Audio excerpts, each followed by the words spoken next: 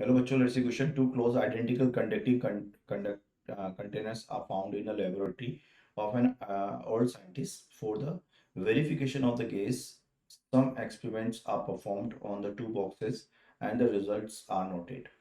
Experiment 1, when the two contents are weighted WA 225 gram, WB 160 gram and mass evacuated WC is 100 gram. Experiment 2, when the two containers are given the same amount of heat, same temperature rises recorded. The pressure changes found with del P is 2.5 and del PB is 1 point. The internal energy of the gas in the container A, if the container were room temperature is 100 Kelvin. तो बच्चों internal energy क्या होती है? U is equal to F by 2 into of nRT. ठीक है, तो हमको जो दिया हुआ है वो क्या दिया हुआ है? Two containers are given same amount of heat, same temperature rises recorded. The pressure change found is this. तो अगर अपन देखें यहाँ से तो सबसे पहले अपन को मोल भी निकालना पड़ेंगे और एफ भी निकालना पड़ेगा। तो एन और एफ हमें दोनों चाहिए, ठीक है।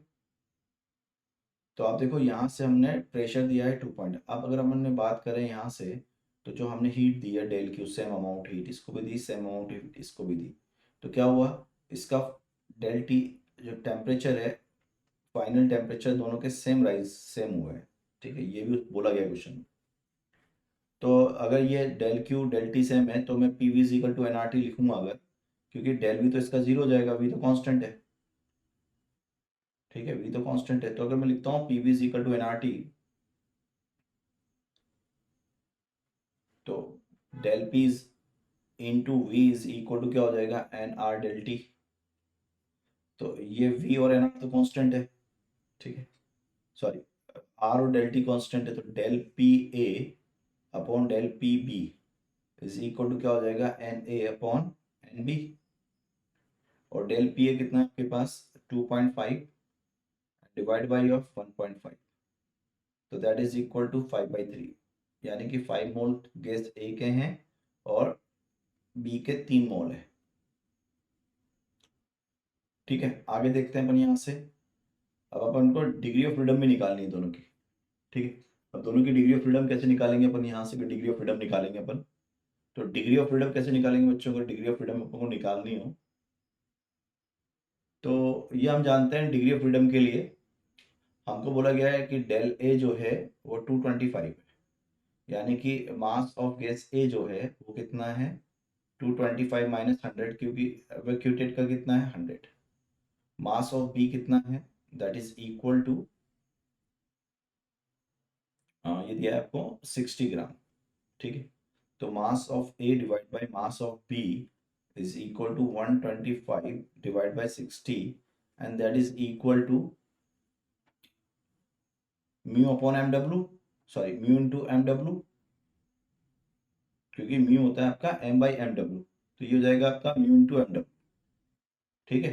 Mu A into M W A and that is equal to divide by of mu B into of M W B, ठीक। तो बच्चों यहाँ से अगर देखें अपन तो M W A upon M W B कितना हो जाएगा? तो यहाँ से mu A upon mu B देखो कितना है, ये रहा 5/3। मैं इसको लिख सकता हूँ 125/60 is equal to 5/3 into mu, sorry M W A divide by of M W B. तो इसको हम कट करें तो ये 25 टाइम्स कट हो जाएगा, ये 20 टाइम्स कट हो जाएगा, तो ये आएगा आपका 5/4, ठीक है। तो ये हो जाना चाहिए आपके पास, this is equal to M W A upon M W B. तो ये होना चाहिए बच्चों इस तरह से कि आपका जो एम डब्ल्यू ए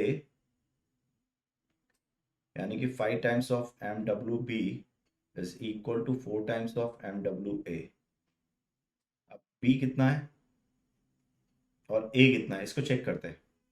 अगर मैं 5, अगर मैं ऑर्गन की बात करता हूँ बच्चों, सॉरी ये ऑटो की बात करता हूँ, तो 5 into 32 is equal to 4 into 40, ठीक है, इक्वेट है।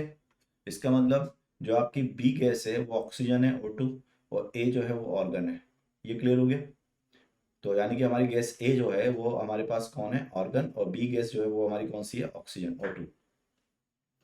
तो अब ये F कितना हो गया ऑर्गन के लिए, 3 डिग्री ऑफ फ्रीडम हो गया। तो ये हो गया 3/2 मोल कितने हैं, 5 A के इंटू 5 इंटू आर कितना है 8.3 इंटू टी कितना है आपके पास, दैट इज योर कितना, देखो यहाँ से 300 kelvin, it is into of 300। जब सॉल्व करेंगे बच्चों ये आंसर आ जाएगा 2812.5 कैलोरी।